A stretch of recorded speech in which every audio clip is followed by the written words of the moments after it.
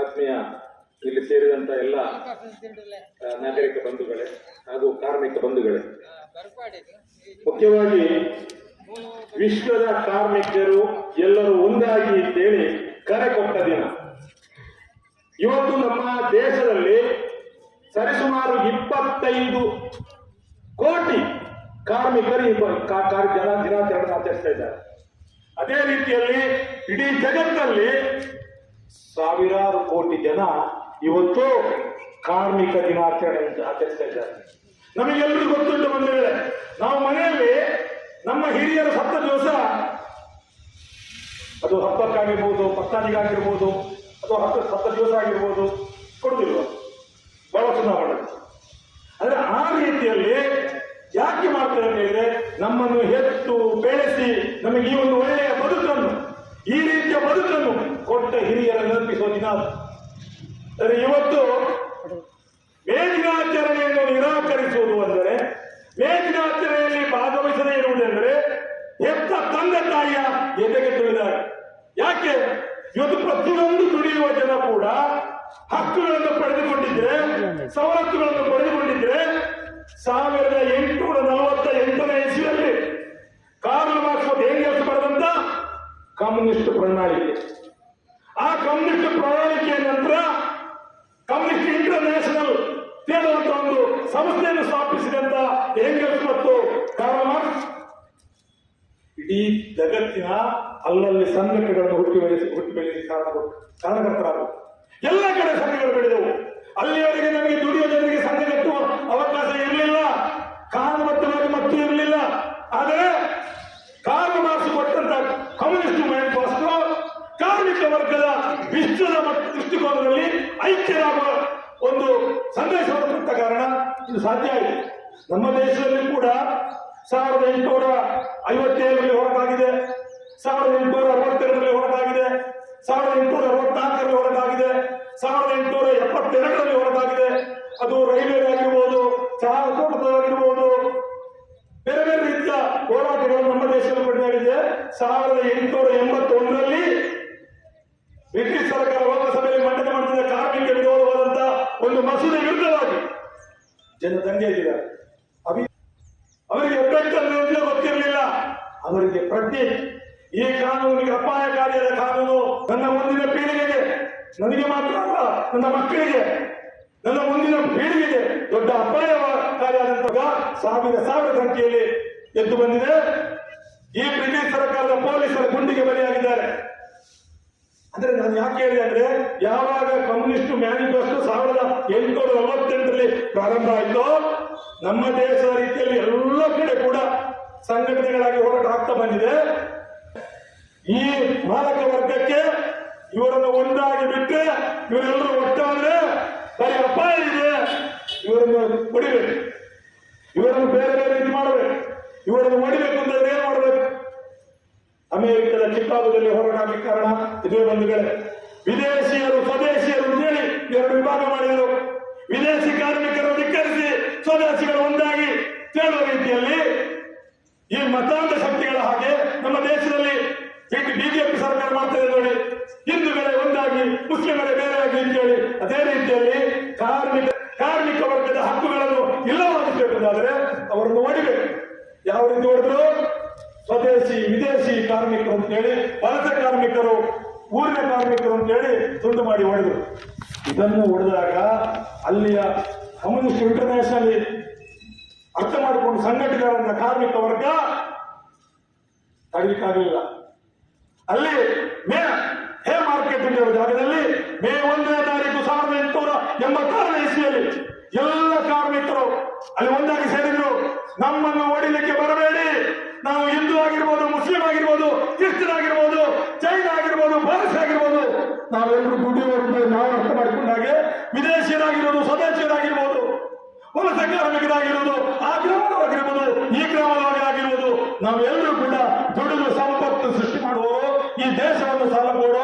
ನಮ್ಮನ್ನು ಹೊಡಿಬೇಡಿ, ನಮಗೆ 8 ಗಂಟೆಗೆ 1 ದಿವಸ ಸಂಬಳ ಕೊಡಿ ಅಂತ ಹೋರಾಟ ಮಾಡಿದ್ರು. ಅಲ್ಲಿವರೆಗೆ ರಾತ್ರಿ ಸೂರ್ಯ ಉದಯ ಆದ್ರೆ ಸೂರ್ಯಾಸ್ತಮಾನದಲ್ಲಿವರೆಗೆ ಕೆಲಸ ಮಾಡಬೇಕು, ಅದೊಂದು ದಿವಸ ಬೆಳಿಗ್ಗೆ 6 ಗಂಟೆಯಿಂದ ಸಂಜೆ 6 ಗಂಟೆವರೆಗೆ. ಆ ರೀತಿಯಲ್ಲಿ ಸೂರ್ಯಾಸ್ತಮಾನ ಆಗುವಲ್ಲಿವರೆಗೆ ಅಂದ್ರೆ ಚಂದ್ರೋದಯ ಆಗುವಲ್ಲಿವರೆಗೆ ಕೊಡಿ ಕೆಲಸ ಮಾಡಬೇಕಿದೆ. ಯಾವಾಗ ಆಚಾರ ಗೊತ್ತಿಲ್ಲ. ಇಂಗ್ಲೆಂಡ್ ಒಬ್ಬ ವಿಜ್ಞಾನಿ ಬಂದು ಕರೆಂಟ್ ಕಂಡುಹಿಡಿದ. ಯಾವಾಗ ವಿದ್ಯುತ್ ಕರೆಂಟ್ ಬಂತ ಆವಾಗ 22 ಗಂಟೆ ಬರೀ ಕೆಲಸ. ಯಾಕೆ? ಬೆಳಕಿಲ್ಲದ ಆಗುವುದೇ ಇಲ್ಲ. ಬೆಳಕಿದ್ದಾಗ ನೀವೇ ರಜೆ ಮಾಡಬೇಕು. ದುಡೀರಿ, ನಾನು ಸಾಕು ಹೋಗಿ 1 ಗಂಟೆವರೆಗೆ ದುಡಿದ್ರೆ ಒಂದು ದಿವಸ ಮಾಡೋಣ. ಈ ರೀತಿಯಲ್ಲಿ ವಿದ್ಯುತ್ ಬಂದ ಮೇಲೆ ವಿಪರೀತ ಶೋಷಣೆ ಆದಾಗ ಅದನ್ನು ತಡಿಲಿಕ್ಕಾಗದಂತ ಹೋರಾಟ ಈ ಹೇ ಮಾರ್ಕೆಟ್ ಹೋರಾಟ ಆಗಿತ್ತು. 8 ಗಂಟೆ ಕೆಲಸ, 8 ಗಂಟೆ ವಿಶ್ರಾಂತಿ, 8 ಗಂಟೆ ಮನೋರಂಜನೆಗಾಗಿ ಬೇಕು. ನಮಗೂ ಬದುಕಿದೆ, ನಿಮಗೆ ಗೊತ್ತಿರಬೇಕು. ಈ ದೇಶಗಳಲ್ಲಿ, ಜಗತ್ತಿನಲ್ಲಿ ಎಲ್ಲ ಧರ್ಮಗಳು ಹುಟ್ಟಿದ್ದು ಜನರಿಗೆ ಬದುಕಿನ ದಾರಿಯನ್ನು ತೋರಿಸಬೇಕು. ನೀವು ಈ ರೀತಿಯಲ್ಲಿ ಬದುಕಿ ಕಾಡು ಪ್ರಾಣಿಗಳ ಹಾಗೆ, ಜಾನುವಾರುಗಳ ಹಾಗೆ ಅಸ್ತವ್ಯಸ್ತವಾಗಿ ಬದುಕಬೇಡಿ. ಒಳ್ಳೆಯ ರೀತಿಯಲ್ಲಿ ಬದುಕಬೇಕು ಅಂತಾದ್ರೆ ಅದಕ್ಕೊಂದು ನೀತಿ ನಿಯಮ ಬೇಕು. ಅದೇ ಧರ್ಮದ ಸ್ಥಾಪನೆ. ಅದು ಹಿಂದೂ ಜೀವನ ಪದ್ಧತಿ ಆಗಿರ್ಬೋದು, ಬೌದ್ಧ ಧರ್ಮ ಆಗಿರ್ಬೋದು, ಜೈನ ಧರ್ಮ ಆಗಿರ್ಬೋದು, ಕ್ರಿಶ್ಚಿಯನ್ ಧರ್ಮ ಆಗಿರ್ಬೋದು, ಮುಸಲ್ಮಾನ ಧರ್ಮ ಆಗಿರ್ಬೋದು, ಎಲ್ಲ ಧರ್ಮಗಳು ಹೇಳಿದಿಷ್ಟೇ, ನೀವು ಮನುಷ್ಯರಾಗಿ ಬದುಕಿ, ಪ್ರಾಣಿಗಳಾಗಿ ಬದುಕು ಬೇಡ, ಒಳ್ಳೆಯ ದಾರಿಯಲ್ಲಿ ಹೋಗಿ ಅಂತೇಳಿ. ಆದ್ರೆ ಇವತ್ತು ಆ ದಾರಿ ಹೇಳಿದವನಿಗೆ ಈ ದಾರಿ ಆಗುದಿಲ್ಲ, ಈ ದಾರಿ ಹೇಳಿದವನಿಗೆ ಆ ದಾರಿ ಆಗುದಿಲ್ಲ. ಅವನ ದಾರಿಯಲ್ಲಿ ಹೋಗ್ಲಿ, ಒಳ್ಳೆ ದಾರಿಯಲ್ಲಿ ಹೋಗ್ತಂತೇಳಿ ಆ ಕಾರಣ ನಮ್ಮಲ್ಲಿ ಇಲ್ಲ. ದಾರಿ ತಪ್ಪಿಸುವವರ, ಮತಾಂಧ ಶಕ್ತಿಗಳ, ಗೂಂಡಾಗಿರಿಗಳ ಅಥವಾ ಕೋಮುವಾದಿಗಳ, ವಿಚಿತ್ರಗಳ ಶಕ್ತಿಗಳ, ದುಷ್ಟ ಕೂಟಗಳ ಸಂಖ್ಯೆಗಳು ಜಾಸ್ತಿ ಆಗ್ತಾ ಇವೆ. ಈ ಕಾರ್ಮಿಕ ವರ್ಗ ಇದು ಒಂದು ಕಮ್ಯುನಿಸ್ಟ್ ಮ್ಯಾನಿಫೆಸ್ಟೋ ಅವರು ಟೀಕೆ ಮಾಡ್ತಾರೆ. ಅದೆಲ್ಲರೂ ಒಂದೇ. ಅದು ಹಿಂದೂ ಧರ್ಮದ ಪಾಲನೆ ಮಾಡುವವರಾಗಿರಲಿ, ಇಸ್ಲಾಂ ಧರ್ಮದ ಪಾಲನೆ ಮಾಡುವವರಾಗಿರಲಿ, ಕ್ರಿಶ್ಚಿಯನ್ ಧರ್ಮದ ಪಾಲನೆ ಮಾಡುವವರಾಗಿರಲಿ, ಎಲ್ಲರೂ ಕೂಡ ಕಾರ್ಮಿಕರು ಒಂದಾಗಬಾರ್ದು. ಕಾರ್ಮಿಕರು ಒಂದಾಗಲಿಕ್ಕೆ ಅವರು ಯಾರು ತಯಾರಿಲ್ಲ. ನಿಜವಾಗಿಯೂ ಧರ್ಮ ರಕ್ಷಕರಂದ್ರೆ ದುಡಿಯೋ ಜನ, ಧರ್ಮದ ಬದುಕುವವರಂದ್ರೆ ದುಡಿಯೋ ಜನ, ಧರ್ಮವನ್ನು ಉಳಿಸುವವರು, ಬೆಳೆಸುವವರು ದುಡಿಯೋ ಜನರು ಒಂದಾದ್ರೆ ಎಲ್ಲ ಧರ್ಮಗಳು ಉಳಿತವೆ, ಎಲ್ಲ ಜಾತಿಗಳು ಉಳಿತವೆ, ಸೌಹಾರ್ದತೆಯಿಂದ ಬದುಕ್ತಾರೆ. ಒಳಗೆ ಜಾತಿ, ಹೊರಗೆ ಮಾನವರು, ನಾವೆಲ್ಲರೂ ಒಂದೇ, ನಾವೆಲ್ಲರೂ ಐಕ್ಯ ಶಕ್ತಿಯಿಂದ ನೋಡ್ತೇವೆ. ಇದು ಮೇ ದಿನಾಚರಣೆ ಮಹತ್ವ. ಅಂದ್ರೆ ಇವತ್ತು ಹೇಳ್ತಾರೆ ಮೇ ದಿನಾಚರಣೆಗೆ ಮಹತ್ವ ಇಟ್ಟಿದ್ದಾರೆ. ನರೇಂದ್ರ ಮೋದಿಯವರು ನೀವು ನೋಡ್ಬೇಕು, ನೀವು ಸತ್ಯ ಹೇಳ್ಬೇಕು. ಸುಳ್ಳು ಹೇಳೋದು ನಮಗೆ ಬೇಡ, ಗೊತ್ತು ಸುಳ್ಳು ಹೇಳೋದು ನೀವು ಅಂತೇಳಿ. ಸತ್ಯ ಮೇ ದಿನಾಚರಣೆಯ ಮಹತ್ವ ಉಳಿಸಿದ್ದೀರಾ? ನಿಮಗೆ ಈ ಸಂವಿಧಾನದ ಪ್ರಕಾರ ಮತದ ಮೂಲಕ ಗೆದ್ದು ನೀವು ಪ್ರಧಾನಿ ಆತು ಈ ಎಲ್ಲ ಕಾನೂನುಗಳನ್ನು ಉಳಿಸಿ ರಕ್ಷಿಸಿ ಅಂತೇಳಿ, ಈ ದೇಶದ ಜನರನ್ನು ರಕ್ಷಣೆ ಮಾಡಿ ಅಂತೇಳಿ. ನೀವೇನ್ ಮಾಡಿದ್ರಿ? ಯಾರು ಈ ಕಾರ್ಮಿಕ ವರ್ಗದ ಐಕ್ಯತೆಗೆ ವಿರುದ್ಧವಾಗಿದ್ರೋ, ಈ ಕಾರ್ಮಿಕರು ಹಕ್ಕು ಸವಲತ್ತುಗಳನ್ನು ಕೇಳೋದು ತಡಿಬೇಕು ಅಂತ ಹೇಳಿದ್ರು, ಆ ಕಾರ್ಪೊರೇಟ್ ಬಂಡವಾಳಶಾಹಿಗಳ ಪರವಾಗಿ ನಿಂತ್ರಿ ನೀವು. ಅವರ ಏಜೆಂಟ್ ಆದ್ರಿ, ಅವರ ಗುಲಾಮರಾದ್ರಿ ನೋಡಿದ್ರು ನೀವು. ನಿಮಗೆ ಅರ್ಥ ಆಗುದಿಲ್ಲ. ಯಾಕೆಂದ್ರೆ ನಿಮಗೆ ಅಮಲು ತನಗೆ ಹೇಳಿದೆ, ಅಧಿಕಾರದ ಅಮಲು. ಏನ್ ಮಾಡಿದ್ರಿ ನೀವು? ಅವರ ಪರವಾಗಿ ಇದು ನಮ್ಮ ಹಿರಿಯರು, ನಮ್ಮ ಅತ್ಯಂದಿರು, ನಮ್ಮ ಮುತ್ತಂದಿರು ಜೀವ ಕೊಟ್ಟು ಆ ಅಮೆರಿಕದ ಚಿಕಾಗೋದಲ್ಲಿ ಅಲ್ಲಿ ಅವರ ಲಾಠಿ ಚಾರ್ಜ್ ಆಗಿ ಗುಂಡಿಗೆ ಬಲಿಯಾಗಿ ಸತ್ತವರ ನೆನಪಿದು. ಆಮೇಲೆ ನಾಯಕರನ್ನು ಅರೆಸ್ಟ್ ಮಾಡಿ ಅವರಿಗೆ ಗಲ್ಲು ಶಿಕ್ಷೆ ಆಯಿತು. ಈ ಗಲ್ಲು ಶಿಕ್ಷೆಗೆ ಒಳಗಾದವರು ಕೂಡ ನಮಗೆ ಹುತಾತ್ಮರು. ಅವರೆಲ್ಲರೂ ಕೂಡ ತ್ಯಾಗ ಬಲಿದಾನ ಮಾಡಿದ ಕಾರಣ ನಮಗೆ 8 ಗಂಟೆ ಕೆಲಸ ಊರ್ಜಿತ ಆಯ್ತು, 8 ಗಂಟೆ ವಿಶ್ರಾಂತಿ ಸಿಕ್ಕಿತು, 8 ಗಂಟೆ ಮನೋರಂಜನೆ ಆಯ್ತು, ಜೀವನ 3 ಕಾಲ ಮಾಡಿದ್ರು. 8 ಗಂಟೆ ಕೆಲಸ ಕನಿಷ್ಠ ಕೂಲಿ. ಇವತ್ತು ಸರ್ಕಾರಿ ಇಲಾಖೆ ಆಗಿರ್ಲಿ, ಪೊಲೀಸ್ ಇಲಾಖೆ ಆಗಿರ್ಲಿ, ಯಾವುದೇ ಇಲಾಖೆ ಆಗಿರ್ಲಿ, 8 ಗಂಟೆ ಕೆಲಸ ಓಟಿ ಉಂಟವ್ರಿಗೆ. ಯಾಕೆ? ಅವರು ಕೂಡ ಈ ಕೆಂಪುವಂತ ಋಣದಲ್ಲಿದ್ದಾರೆ. ಈ ತಾಲೂಕು ತಹಸೀಲ್ದಾರ್ ಆಗಿರ್ಲಿ, ತಾಲೂಕು ಆಫೀಸಲ್ಲಿರುವ ಕನ್ಯಾಧಿಕಾರಿಗಳಾಗಿರ್ಲಿ, ಲೋಕಸಭೆಯಲ್ಲಿ ಒಳಗಿರುವ ಅಧಿಕಾರಿಗಳಾಗಿರ್ಲಿ, ವಿಧಾನಸೌಧದೊಳಗಿರುವ ಅಧಿಕಾರಿಗಳಾಗಿರ್ಲಿ, ಬ್ಯಾಂಕ್ನಲ್ಲಿರುವ ಅಧಿಕಾರಿಗಳಾಗಿರ್ಲಿ, ರೈಲ್ವೆ, ಬಸ್ಸು ಎಲ್ಲ ಇರಲಿ, ಕೆಂಪುವಂತದ ಋಣದಲ್ಲಿ ಇದ್ದೀರಿ ನೀವು. ಯಾಕೆ? ಬಾವುಟ ಹಿಡಿದುಕೊಂಡು ಚಿಕಾಗೋ ನಗರದಲ್ಲಿ ಅವತ್ತು 1886 ಮೇ 1ರಂದು ಹೋದವರು ಒಂದಕ್ಕೇನಾಗಲಿಲ್ಲ, ಎರಡಕ್ಕೇನಾಗಲಿಲ್ಲ, ಮೂರಕ್ಕೂ ಏನಾಗಲಿಲ್ಲ, ಎರಡಕ್ಕೇನಾಗಲಿಲ್ಲ, ಮೂರಕ್ಕೆ ಹಾಕುವಾಗ ನಿಮಗೆ 8 ಗಂಟೆ ಕೆಲಸ ಕೊಡುದಿಲ್ಲ, ಹೋಗ್ತಿರಲಿಲ್ಲ ಒಂದು ಲಾಠಿ ಚಾರ್ಜ್ ಮಾಡಿದ್ರು. ಲಾಠಿ ಚಾರ್ಜ್ ಮಾಡಿದಾಗ 4ನೇ ದಿವಸ 4ನೇ ತಾರೀಕಿಗೆ ಲಾಠಿ ಚಾರ್ಜ್ ಅನ್ನು ವಿರೋಧಿಸಿ ಹೋರಾಟ ಮಾಡಿದ್ರು. ಅವಾಗ ಈ ಮಾರಕ ವರ್ಗ ಬಾಂಬಾಗಿ ಪೊಲೀಸರು ಸತ್ತದ್ದು ಮಾತ್ರ ಅಲ್ಲ, ಪೊಲೀಸರು ಶೂಟ್ ಔಟ್ ಮಾಡಿದ್ರು. ಅದೆಷ್ಟೋ ಜನ ಕಾರ್ಮಿಕರು ಸತ್ತು. ಅವಾಗ ಇವರ ಲೀಡರ್ಗಳು. ಆದ್ರೆ ಇಡೀ ಜಗತ್ತಿನ ಎಲ್ಲಾ ದೇಶಗಳಲ್ಲಿ ಹೋರಾಟ ನಿಲ್ಲಿಸಲಿಕ್ಕೆ ಆಗ್ಲಿಲ್ಲ. ಹೋರಾಟ ಬೆಳೆದು ಬಂತು. ನಮಗೆ 8 ಗಂಟೆ ಹಕ್ಕು ಬಂತು, ಕನಿಷ್ಠ ಕೂಲಿ ಕಾಯ್ದೆ ಬಂತು, ವೇತನವಾದಿ ಕಾಯ್ದೆ ಬಂತು, ಬೋನಸ್ ಹಕ್ಕು ಬಂತು, ತೆರಿಗೆ ಭತ್ಯೆ ಬಂತು, ತುಟ್ಟಿ ಭತ್ಯೆ ಬಂತು. ಎಲ್ಲ ಹಕ್ಕುಗಳು ಕೂಡ ಆ ರಕ್ತದಲ್ಲಿ ಕೆಂಪಾದ ಬಿಳಿ ಬಾವುಟ ಎದ್ದು ನಿಂತರಲ್ಲ. 4ನೇ ದಿವಸ ಸಾಯಲಿಕ್ಕೆ ಯಾರಿದ್ರು? ಲಾಠಿ ಚಾರ್ಜಲ್ಲಿ ಆಮೇಲೆ ಗುಂಡಿಗೆ ಬಿದ್ದಂತ ಈ ಬಿಳಿ ಬಾವುಟವನ್ನು ಬೆಂಬಲ ಕೊಟ್ಟು 4ನೇ ದಿವಸ ಹೋರಾಟಕ್ಕೆ ಬರುವಾಗ ರೈತರು ಕತ್ತಿ ಹಿಡಿದುಕೊಂಡು ಬಂದ್ರು, ಕಾರ್ಮಿಕರು ಚಮ್ಮಟ್ಟಿ ಹಿಡಿದುಕೊಂಡು ಬಂದ್ರು. ಈ ಬಿಳಿ ಬಾವುಟ ರಕ್ತದಲ್ಲಿ ಕೆಂಪಾದಕ್ಕೆ ಕತ್ತಿ ಸುದ್ದಿ ಕೇಳಿತು. ಇದು ಯಾವ ರಾಜಕೀಯ ಪಕ್ಷ ಚಿಹ್ನೆ ಅಲ್ಲ, ದುಡಿಯುವ ಜನರ ಹುತಾತ್ಮರಾದವರ ರಕ್ತದ ಕೆಂಪು. ಇದನ್ನು ಟೀಕೆ ಮಾಡಿದರೆ ಇನ್ನು ಬದುಕಿಯಾಗಬೇಕು. ನಿನಗೆ ಮನುಷ್ಯರು ಹೇಳ್ತಾರೆ. ಈ ಕೆಂಬಾವುಟ ಟೀಕೆ ಮಾಡುವವರು ಮನುಷ್ಯರಾಗಲಿಕ್ಕೆ ಅಯೋಗ್ಯರು. ಇದನ್ನು ಹಿಡಿದಂದ್ರೆ ಹೆಮ್ಮೆ. ಈ ಕೆಂಬಾವುಟ ಹಿಡಿದಂದ್ರೆ ನಮ್ಮ ಹೆತ್ತವರ, ನಮ್ಮ ತಂದೆಯರ, ನಮ್ಮ ತಾಯಿಯರ ಹಿಡ್ಕೊಂಡೆ ಕೈಯಲ್ಲಿದ್ದ. ಅವ್ರು ಸತ್ತಿರ್ಬೋದು, ತಂದೆ ಅಜ್ಜ ಸತ್ತಿರ್ಬೋದು, ನನ್ನ ಕೈಯಲ್ಲಿದ್ದಾರೆ. ಯಾಕೆ? ನನಗಾಗಿ ಜೀವ ಕೊಟ್ಟಿದ್ದಾರೆ, ನಮ್ಮವರಿಗಾಗಿ, ಬದುಕಿಗಾಗಿ ಕನಿಷ್ಠ ಕೂಲಿ ಜಾರಿ ಮಾಡಿದ್ದಾರೆ. ಇಷ್ಟೆಲ್ಲ ಇದ್ರೂ ಕೂಡ ನರೇಂದ್ರ ಮೋದಿ ಅವರು ನೀವೆಂತ ಮಾಡಿದ್ರಿ? 8 ಗಂಟೆ ಕೆಲಸ ಸಾಕಾಗುದಿಲ್ಲ, ಇನ್ನು 12 ಗಂಟೆ ಕೆಲಸ ಮಾಡಬೇಕು ಅಂತ ಕಾನೂನು ತಿದ್ದುಪಡಿ ಮಾಡಿದ್ರು. ನಾಚಿಕಾಗುದಿಲ್ಲ ನಿಮಗೆ?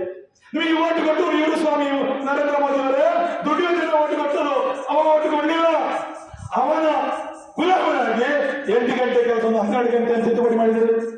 ಕನಿಷ್ಠ ಕೂಲಿ ಕಾಯ್ದೆ ಬಿಸಾಡಿದ್ರಿ, ವೇತನವಾದಿ ಕಾಯ್ದೆ ಬಿಸಾಡಿದ್ರಿ, ಬೋನಸ್ ಕಾಯ್ದೆ ಬಿಸಾಡಿದ್ರಿ, PDN ಸಿಗರೇಟ್ ಬಿಸಾಡಿದ್ರಿ, ಕಟ್ಟಡ ಮತ್ತು ನಿರ್ಮಾಣ ಕಾರ್ಮಿಕರ ಕಲ್ಯಾಣ ಸವಲತ್ತು ಕಾಯ್ದೆ ಬಿಸಾಡಿದ್ರಿ. 29 ಕಾನೂನು ಬಿಸಾಡಿದ್ರಲ್ಲ.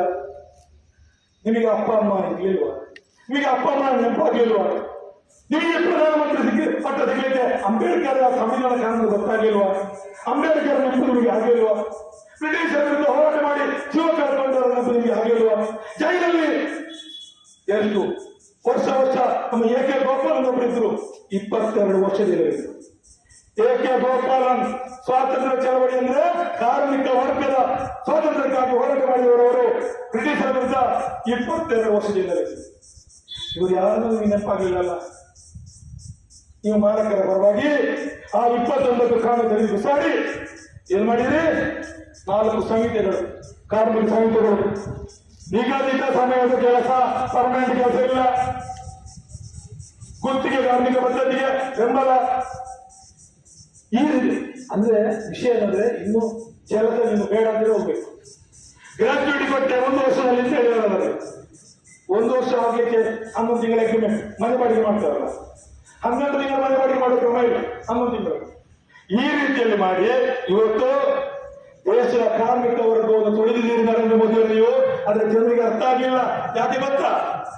ನೀವು ಧರ್ಮವನ್ನು ತೊಳೆದಿದ್ದೀರಿ, ಹಿಂದೂ ಧರ್ಮದ ಮೇಲೆ ಕಾಲಿಟ್ಟುಕೊಂಡು ಆಡಳಿತ ಮಾಡ್ತಾ ಇದ್ದೀರಿ, ಎಡದ ಕಾಲದ ಮತ್ತೊಂದು ಧರ್ಮದ ಮೇಲೆ ಕಾಲಿಟ್ಟಿದ್ದೀರಿ. ನೀವು ಎಲ್ಲಾ ಧರ್ಮವು ತುಳಿದಿದೆ. ಯಾವ ಧರ್ಮ ರಕ್ಷಕರಲ್ಲ, ನಿಮಗೆ ಆ ಧರ್ಮ ರಕ್ಷಣೆ ಕೊಡ್ತಾ ಇದೆ. ಕೂತ್ಕೊಳ್ಳಿ ಮಟ್ಟದಲ್ಲಿ ಅಂತೇಳಿ. ಯಾಕೆ? ನಮಗೆ ಗೊತ್ತಿರಲ್ಲ.